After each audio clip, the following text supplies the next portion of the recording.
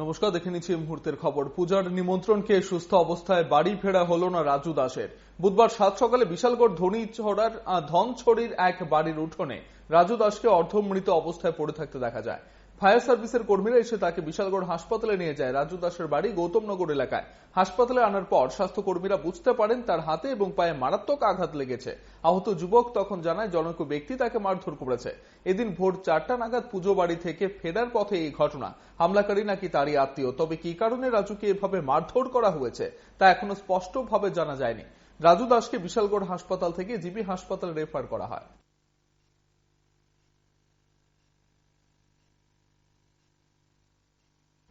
Call পাইছি, একজন লোক পয়রা রয়েছে, পাপটা ভাঙি একটা আছে। এরপরে আমরা গেলাম, জায়গাটার নাম ধনছড়ি। এরপরে গিয়া পাইছি আমরা ওখানে পয়রা রয়েছি। এরপরে আমরা তুলে আনছি গাড়ি। ছেলেটার নাম হচ্ছে রাজু দাস, 33 বছর বলে। বাড়ি হয়েছে গরম কলোনি বলে। ঘটনা কিটা হয়েছে? ঘটনা কিটা হয়েছে আগে এটা তো আমরা কইতে পারি না। ইয়া পাইছি তানিরে পয়রা রয়েছে।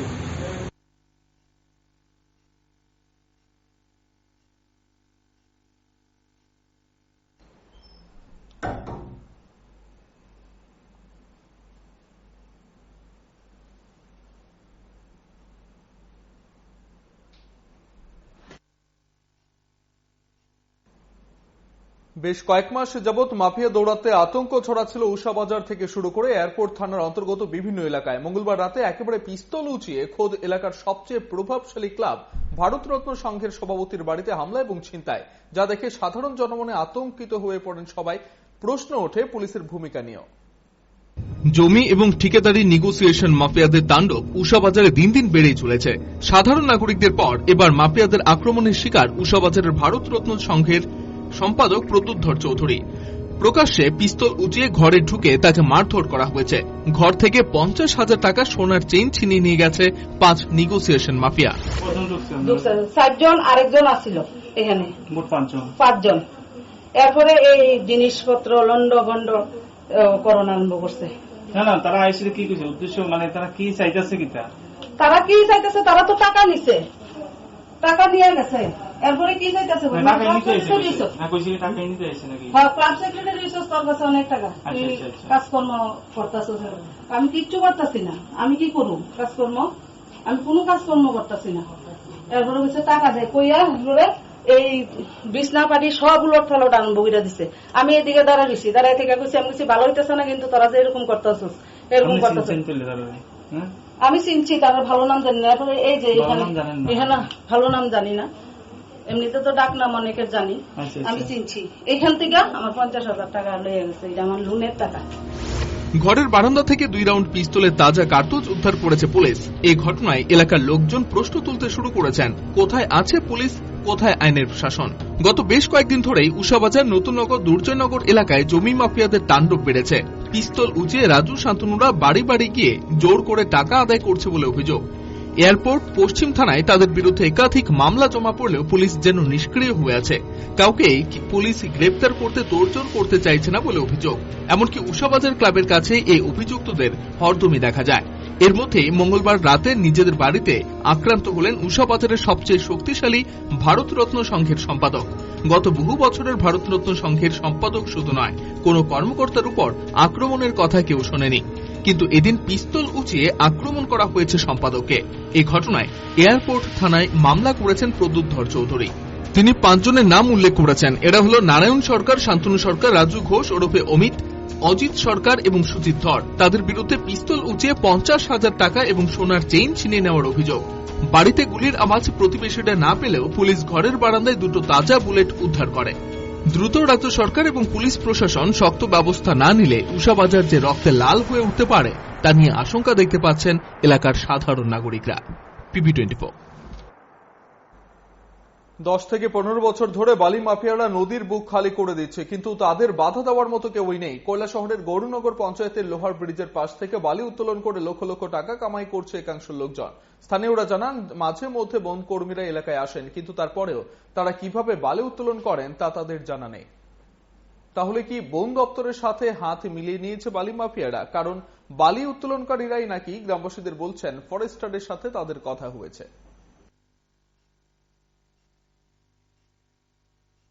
তো সবসময় তুলে তো একটা তুলিয়া বালি, তারপরে কি করে তুলিয়া তো গাড়ি দিয়ে টাকা দিয়ে নিয়ে বালি খুব দরিয়া। হ্যাঁ মনে কর ধরে না মনে হয় এলো 10-15 বছর ধরে 10-15 বছর ধরে বাড়ি তুলে। ফরেস্টের লোক আয় না? আয় তো মাঝে মাঝে আয় তো, তারপরে তুলতেছে তো তুলতে না। এখানে তো বালু তুলে দীর্ঘদিন ধরিয়া বালু তুলিয়া তো বাঁধের পাড়গুলো নষ্ট করে, আর লোক যাতায়াত করতে পারেন না সঠিকভাবে। আর এরকম হইলে নদীতে কাছে বাঁধের কাছে কোনো সময় ফ্লাডও তৈলে মানে অসুবিধা হইতে পারে। এই বালুটা কই থেকে তুলে? তো নদীর থেকে এটা তো অবৈধভাবে তুলে। তারা কইতেছে তারা বলে ওই নদীর যে তারা যে ফরেস্টার লগে আলাপ আলোচনা করিয়া তারা তুলতেছে। ফরেস্টার মাঝে মধ্যে আয়নি? ফরেস্টার তো মাঝে মধ্যে রেড করিয়া যায়। রাস্তা সংস্কারের দাবিতে পথ অবরোধ করে স্থানীয়রা। ঘটনা আমবাসা আইটিআই কলেজ সংলগ্ন এলাকায়। স্থানীয়দের বক্তব্য, আইটিআই কলেজ সংলগ্ন এলাকা থেকে বলরামপাড়া পর্যন্ত রাস্তার বেহাল দশা। কুলাই ব্রিজ ভেঙে যাবার পর থেকে আমবাসা কমলপুর যাবার জন্য এই রাস্তাটি ব্যবহৃত হচ্ছে, যার জেরে আরো ভেঙে পড়ে এই রাস্তাটি। তা সারাইয়ের দাবি পূর্ত দপ্তরের কাছে জানানো হলে কোনো ব্যবস্থা গ্রহণ করা হয়নি। প্রশাসনের দৃষ্টিতে নিয়ে যাবার জন্য দীর্ঘক্ষণ রাস্তা অবরোধ করে রাখা হয়। আমাদের রাস্তার অবস্থা খুব দুরবস্থা। কিছুদিন আগে এই জায়গাতে একটা মহিলা অ্যাক্সিডেন্ট হয়েছে। এই জায়গাতে আরো সামনে গেলে আরো খারাপ দেখবেন, ঠিক আছে? আরো খারাপ আছে ওই জায়গাটা দেখবেন, আরো বিভিন্ন সারাটা রাস্তা নষ্ট হয়ে গেছে।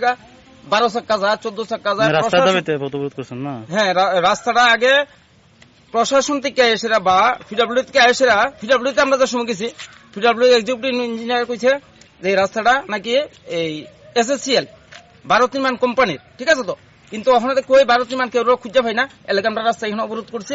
আয়োগ এক্সিকিউটিভ আয়োগ এসডিএম মহোদয়া, আয়োগ ডিএম সাহেব, আমরা একটা কথা দিয়ে যাই দিব, ওনারা কবে রাস্তা ঠিক করব তারপরে আমরা এখানে পথ অবরোধ করব। একটা ডিটেলস একটা ডেট দেওয়া যাই দিব, যার মধ্যে আমরা রাস্তা ঠিক করে নেবো, তারপরে ঠিক আছে। সুশান্ত সিং রাজপুত মৃত্যু মামলার তদন্তের ভার সিবিআইয়ের হাতে দিল শীর্ষ আদালত। এদিন শীর্ষ আদালতে এই মামলার চূড়ান্ত শুনানি হয়।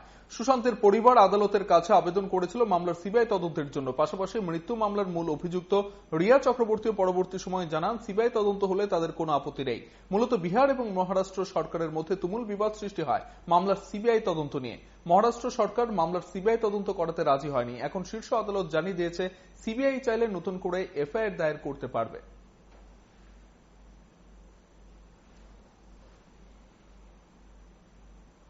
বাইসনের হামলায় অল্পেতে প্রাণে বাঁচলেও গুরুতর আহত অবস্থায় হাসপাতালে চিকিৎসাধীন শিক্ষক রবীন্দ্র কুমার শীল। বিলোনিয়ার দক্ষিণ পিয়ারবাড়ি স্কুলের শিক্ষক রবীন্দ্রবাবু বিদ্যালয় পরিদর্শক অফিসের কাজ সেরে বাড়ি ফিরছিলেন। তখনই চৌতাখলা এলাকায় 2 থেকে 3টি বাইসন রাস্তায় তার উপর চড়াও হয়। তাতে প্রচন্ড আঘাত পান তিনি। তাকে বিলোনিয়া হাসপাতাল থেকে রেফার করা হয় গোমতী জেলা হাসপাতালে। এর আগেও এই ধরনের ঘটনা ঘটেছিল। এমনই বাইসনের আক্রমণে সাধারণ নাগরিকেরও মৃত্যু হয়। বাড়ি থেকে আইএস অফিসে রওনা হয়েছে। আইএস অফিসে অলরেডি আইসি, কাগজপত্র জমা দিলাম, বেতনের কাগজ জমা দিছি। এরপরে গেছি ব্যাংকে, গ্রামীণ ব্যাংকে রাজনগর। সেখান থেকে স্কুলের বই আপডেট করাই। এরপরে আমি বাড়ির দিকে রওনা হয়েছি। সিদ্ধিনগর পালিয়া গলাকাটা একটা তাকিয়া আছে, সেখানে তাকিয়াটা পার হইয়া একটু আসার পরে উপর থেকে একটা গোবর জাম দিছে আমার বাইকের উপর দিয়ে, চলতি বাইকের উপর দিয়া। ওই আমার বাইকের মধ্যে গোবর চামড়াও লাগিয়া রয়েছে। বাইসন? হ্যাঁ বাইসন, এটা গোবর কয় আর আমাদের গ্রাম্য ভাষায়। সেই সিং দিয়ে বাড়ি দিয়ে পরে আমি কইয়া গেছি, এরপরে তো আমি আর কইতে পারি না। ভাইয়ের দায়ের কোপে গুরুতর আহত হন ভাই। অভিযুক্ত বড় ভাইকে বিলোনিয়া থানার পুলিশ গ্রেফতার করেছে। ঘটনা বিলোনিয়ার উত্তর সোনাইছড়িতে। উত্তর সোনাইছড়ি কালীবাড়ি এলাকার মদন বিশ্বাস দাঁড়িয়ে তার ছোট ভাই সাধন বিশ্বাসের উপর হামলে পড়ে। ঘটনার পর রক্তাক্ত অবস্থায় রাস্তাতে পড়ে থাকেন সাধন বিশ্বাস।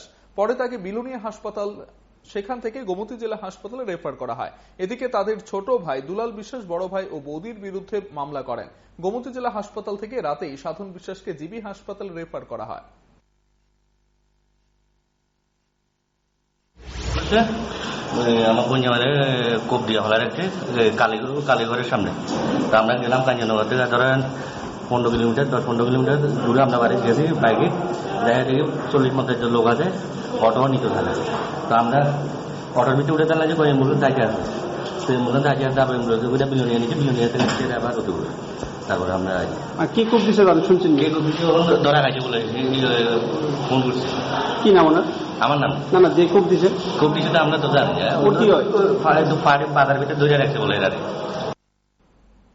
মাত্র 4-5 দিন আগে নতুন বাইক কেনা হয়েছিল। দুই বন্ধু বিশালগড় কেন্দ্রীয় সংশোধনাগারের কোয়ার্টার থেকে বাইক নিয়ে ঘুরতে বের হয়। মহকুমা শাসক অফিসের সামনে আসতে বিদ্যুতের খুঁটির সাথে বাইকটির সংঘর্ষ ঘটে। তাতে ঘটনাস্থলে প্রাণ হারায় দীপেশ রূপিনী। তার সাথে থাকা দীরেশ কুমার ত্রিপুরা জিবি হাসপাতালে নিয়ে আসলেও তার প্রাণ রক্ষা করা যায়নি। বুধবার ময়নাতদন্তের পর তাদের দুজনের মৃতদেহ তুলে দেওয়া হয় পরিজনের হাতে।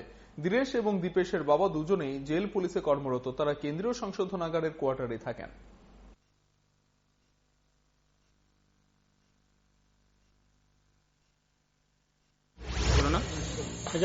আমাদের ফায়ার সার্ভিসে একটা কল আইছে যে বিশালগড় এসডিএম অফিসের সামনে একটা অ্যাক্সিডেন্ট হয়েছে। এই কল পাওয়ার পরে আমরা যাই, কলে গিয়ে দেখি পাবলিক কইতে আছে যে একটা মারা গেছে, মানে দুজনা ছিল বাইকে, একটা নতুন একটা বাইক, দুজনা ছিল, একজন মারা গেছে। আমরা প্রথমে একজন হসপিটালে নিয়ে এসেছি, একজন জীবিত আছিল, দুজনই আনছি, দুজনই হসপিটালে আনছি। একজন ডাক্তার কইছে একজন মারা গেছে, স্পট ডেড। নাম জানা গেছে না, তার কোনো নাম জানতে পারছি না। হ্যাঁ, কারণ একজন তো স্পট ডেড আর একজন মানে একদম খুব খারাপ অবস্থা হয়েছে। খুব সম্ভবত অতিরিক্ত স্পিড ছিল। হ্যাঁ, নতুন একটা বাইকটার নাম্বারও এখনো পড়ছে না বোধ হয়। আমরা বিশালগড় হসপিটালে এখন পৌঁছে দিয়ে গেলাম। আচ্ছা, 9:05 দিকে ফায়ার সার্ভিস একটা পেশেন্টকে এনে এসছে বিশালগড় সাব ডিভিশন হসপিটালে। পেশেন্টের কন্ডিশন খুব ক্রিটিক্যাল আসছিল। পেশেন্টকে ইমিডিয়েটলি ফার্স্ট এড দেওয়ার পর পেশেন্টকে জিবি হাসপাতালে রেফার করা হয়। পুলিশের নিয়মিত টহলদারির সময় রাস্তায় উদ্ধার হয় একটি বিরল প্রজাতির প্রাণী। ঘটনা খোয়াই চাম্পাহাওড় থানা এলাকায়। ওই প্রাণীটি স্লো লরিসে বলে পরিচিত। এর আগেও এই ধরনের প্রাণী উদ্ধার হয়েছে রাজ্যের বিভিন্ন এলাকা থেকে। মঙ্গলবার রাতে পুলিশ ওই প্রাণীটিকে বন দপ্তরের কর্মীদের হাতে তুলে দেয়।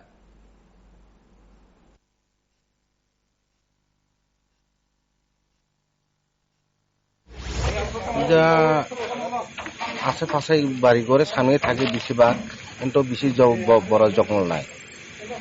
বেশিরভাগ দিয়ে বাড়ির কাছে মাসে পাইতেছে, খাওয়ানো অভাবে বাড়ির আশেপাশে আইতেছে, খাওয়ানো পুষ্টে পুষ্টে গুড়ে আইতেছে। দিয়ে আমরা অথরিটি আছে, তারা কাছে তারা কিতা করে। বানরের আক্রমণে আহত স্কুল ছাত্র। ঘটনা দক্ষিণ চৌরিলামের রেল ব্রিজ সংলগ্ন এলাকায়। 7ম শ্রেণীর ছাত্র সুভাষ ঘোষ গৃহশিক্ষকের বাড়িতে যাচ্ছিল, তখন রাস্তায় তার উপর ঝাঁপিয়ে পড়ে কয়েকটি বানর। সুভাষের বাবা নেই, তার মা কোন রকম ভাবে ছেলেকে নিয়ে বেঁচে আছেন। পরিবারটি খুবই গরিব। ছেলের উপর বানরের আক্রমণের ঘটনায় তার মা খুবই আতঙ্কিত হয়ে পড়েন। বিশ্রামগঞ্জ হাসপাতালে নিয়ে গিয়ে সুভাষের চিকিৎসা করানো হয়।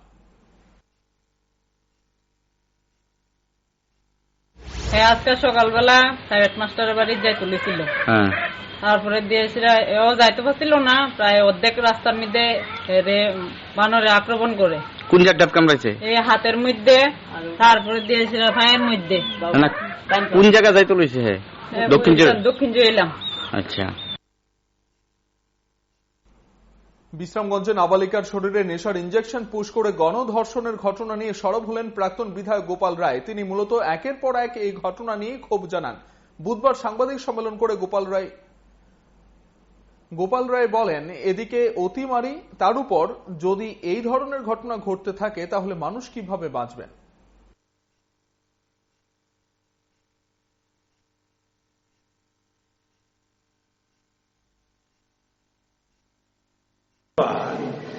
বিশ্রামগঞ্জ থানার পাঠালিয়া ঘাটে একজন দীপরাসা girl, minor girl, 17 year old, ওকে কিডন্যাপ করে নিয়ে হিন্দি সিনেমা স্টাইলে ড্রাগ ইঞ্জেকশন, যা দেখলাম পত্রিকাতে, পুশ করে রাতভর ওকে ধর্ষণ করা হয়েছে।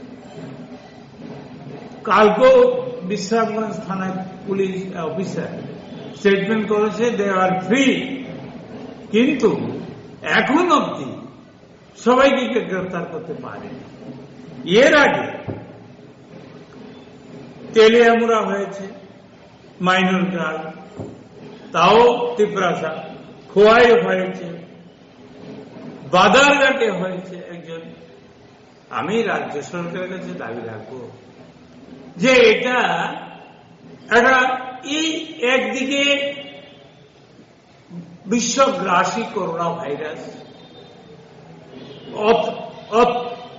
মন্দা, অর্থনীতি মন্দা, মানুষের চাকরি নেই, খাওয়া নেই, দাওয়া নেই, রোজগার নেই।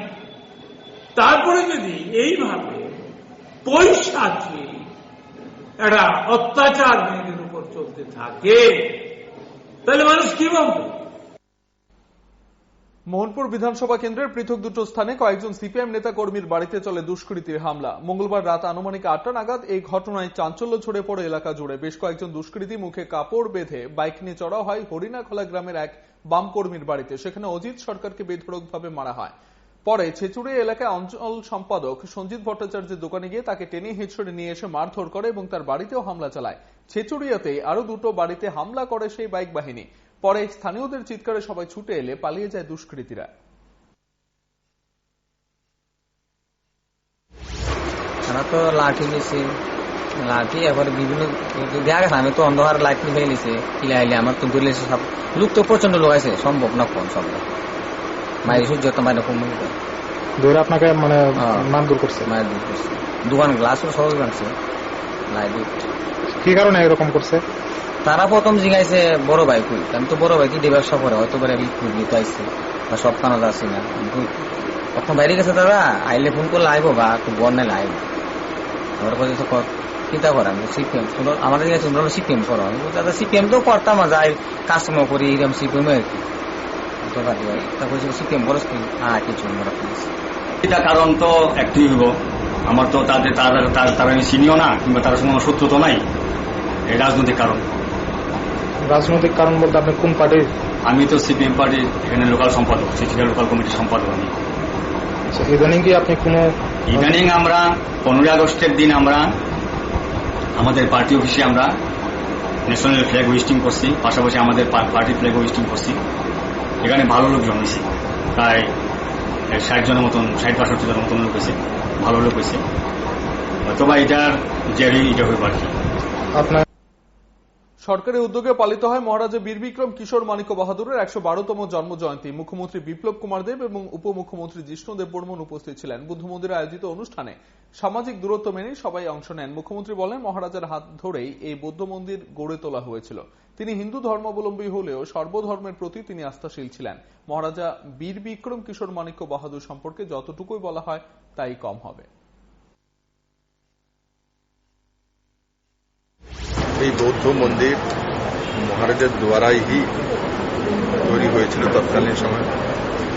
মহারাজা নিজে হিন্দু ধর্মাবলম্বী ছিলেন, তারপরও সর্বধর্ম সমভাব সেই মানসিকতা নিয়ে মহারাজ এই মন্দিরের শিলান্যাস করে তৈরি করেছেন।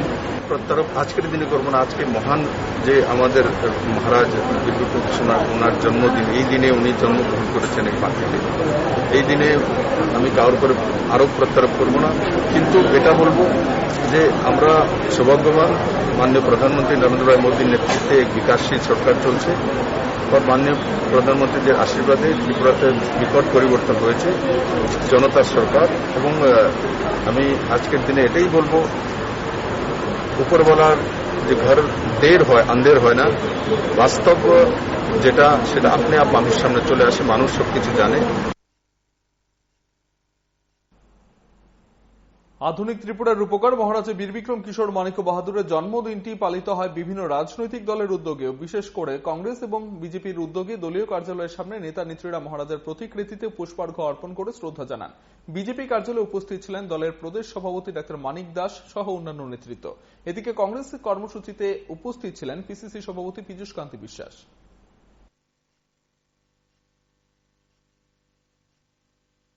সবকিছু তৎকালীন সময়ে উনার সময়ে কিন্তু এগুলো বিদ্যমান, এবং উনার যেসব দেখানোর পর আজকে এডুকেশনই করুন, সেই এডুকেশন আজকে একটু আগে কথা হচ্ছিল যে 1935 সালে যে বিদ্যাপত্তন হয়েছিল, বিদ্যাপত্তনের নামে এই রাজ্যের মহারাজের সেরকম কোনো ইনকাম ছিল না, কিন্তু ওনার শিক্ষার প্রতি, সংস্কৃতি এবং উন্নয়নের প্রতি ওনার যে একটা চেষ্টা ছিল, সেটাকে আজকে আমরা আবার স্মরণ করছি। ওনার আমলে এ রাজ্যের তখনকার সময়ে গ্রামে গঞ্জে শহরে মানুষ যাতে শিক্ষা লাভ করতে পারে। বাহাদুরের 112তম জন্মদিবস পালিত হলো এবিভিপির উদ্যোগেও। এদিন এমবিবি কলেজ চত্বরে মহারাজার মূর্তিতে পুষ্পার্ঘ্য অর্পণের মধ্য দিয়ে শ্রদ্ধা জানানো হয়। এদিকে ধূপছড়া এডিসি ভিলেজে আইপিএফটির উদ্যোগে দিনটি পালিত হয়। ডুকলি 44 নম্বর ওয়ার্ডে বিজেপির শক্তি কেন্দ্রের উদ্যোগে একইভাবে দিনটি উদযাপন করা হয়।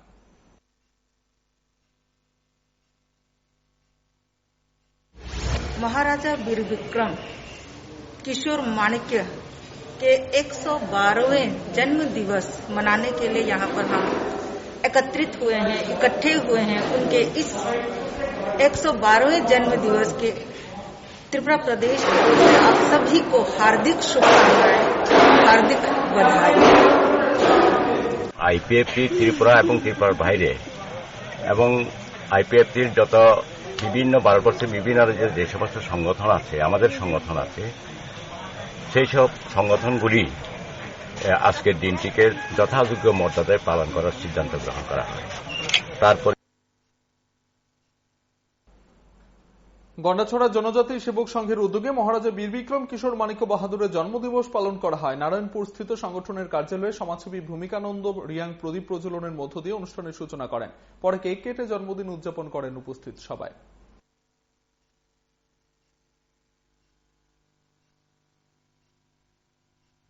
আমরা ত্রিপুরা জনজাতি সেবক সংঘের গন্ডাছড়া সাব ডিভিশনাল কমিটির উদ্যোগে নারায়ণপুর শর্মা কার্যালয়ে আমরা আজকে এই শুভ দিনে আমরা ত্রিপুরা মহারাজা বীর বিক্রম কিশোর দেববর্মন মাণিক্য বাহাদুরের 112তম শুভ জন্মদিন উপলক্ষে আজকের এই অনুষ্ঠান। টিএসইউর 43তম প্রতিষ্ঠা দিবস পালিত হয় বুধবার। এদিন মেলান মাঠ ছাত্র যুব ভবনে সংগঠনের পতাকা উত্তোলনের মধ্য দিয়ে দিনটি উদযাপন করা হয় এবং উপস্থিত ছিলেন সংগঠনের অন্যান্য নেতৃত্ব। 1978 সালের এমনই দিনে খোয়াই মহকুমায় সম্মেলনের মধ্য দিয়ে টিএসইউ গঠিত হয়েছিল। প্রথম সম্মেলনে উপস্থিত ছিলেন 400 জন প্রতিনিধি। সংগঠনের প্রথম সভাপতি অঘোর দেববর্মা এবং সাধারণ সম্পাদক ছিলেন রবীন্দ্র কিশোর দেববর্মা। সংগঠনের বর্তমান নেতৃত্ব জানান, রাজ্যের ছাত্রছাত্রীদের শিক্ষা সংক্রান্ত দাবি দাওয়া নিয়ে তারা কাজ করে আসছে।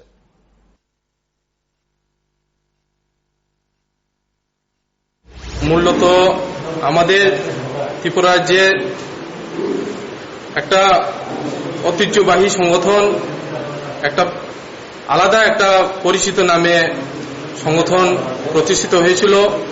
উপজাতি ছাত্রছাত্রীদের বিভিন্ন শিক্ষার পরিকাঠামো এবং রাজ্যের শিক্ষার যে উন্নয়নের জন্য, যে শিক্ষার অগ্রগতির জন্য লড়াই করেছিল সেই সংগঠন টিএসইউ। এই সংগঠন আমাদের সংগঠন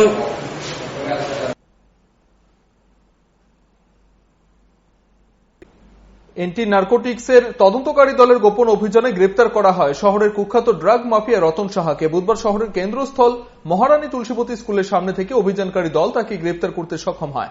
শান্তিপাড়া স্থিত তার বাড়ির গোপন ডেরা থেকেও ড্রাগ, ইয়াবা, ট্যাবলেট সহ বিভিন্ন নেশা সামগ্রী উদ্ধার করা হয়। কোটি টাকার উপর নেশা সামগ্রী উদ্ধার করা হয় বলে জানানো হয়।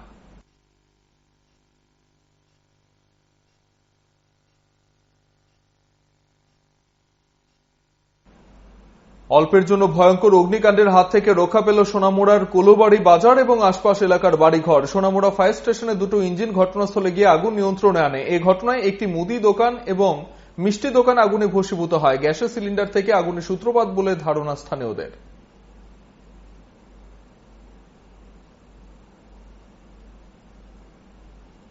বাইক এবং অটো সংঘর্ষে আহত হয় এক যুবক, তার নাম জয় দাস, বাড়ি সাবরুমের দমদমা পঞ্চায়েত এলাকায়। এদিন দুপুরে সাবরুমের ছোট খিল থেকে জলেফা যাওয়ার পথে একটি অটোর সাথে জয় দাসের বাইকের সংঘর্ষ ঘটে। তাতে তিনি রাস্তার পাশে ছিটকে পড়েন। অটোটি সেখান থেকে পালিয়ে যায়। স্থানীয় লোকজন তাকে উদ্ধার করে হাসপাতালে নিয়ে আসে। আজকে সকাল 10টা নাগাদ আমাদের সাবরুম হসপিটাল ইমার্জেন্সিতে জয় দাস নামে 24-25 যুবক রোড ট্রাফিক অ্যাক্সিডেন্টে ইমার্জেন্সিতে আসে। ভালোই ইঞ্জুরি, মাথাতে ভালোই চোট পেল, হাঁটুতেও পেল। আমাদের এখানে স্ট্রিচ এবং প্রাইমারি ট্রিটমেন্ট যা লাগে এগুলি দেওয়ার পরে আমরা 102 নম্বর গাড়ির সহযোগিতায় স্টাফ নার্সের সহযোগিতার সাথে একজনকে দিয়ে আমরা উদয়পুর ডিস্ট্রিক্ট হসপিটালে তড়িঘড়ি করে পেশেন্টকে পাঠিয়ে দিলাম ইমার্জেন্সি স্ক্যান এবং ফার্দার ম্যানেজমেন্টের জন্য। এডিনগর ত্রিবেণী সংঘ এলাকা থেকে উদ্ধার করা হয় একটি গুইল সাপ। এডিনগর থানা থেকে বটতলা ফরেস্ট অফিসে খবর দেওয়ার পরেই তারা সেখানে ছুটে যায়। জানা গেছে বনকর্মীরা ওই প্রাণীটিকে নিয়ে আসে মেডিকেল চেক আপের জন্য। পরে এই প্রাণীটিকে সিপাহীজলায় পাঠানো হবে বলে জানান এক বনকর্মী। এটা আমরা পাইছি এডিনগর ত্রিবেণী সংঘ গুইল সাপ বলে পাবলিক থেকে খবর পাইছি, পিএস থেকে। আচ্ছা, না পিএস থেকে তো আমরা পিএসেরও পাইছি। এখানে কোনো কাউকে ডিস্টার্ব করতে লাগছিল? এটা মনে হয় বাড়ি ঘরে ঢুকছিল আর আটকাইছে। আচ্ছা, তো এখন এটা কি করবেন আপনারা? এটা আমরা মেডিকেল করব, মেডিকেল করে সেটা আমরা সিপাহীজলায় হ্যান্ড ওভার করে দেব।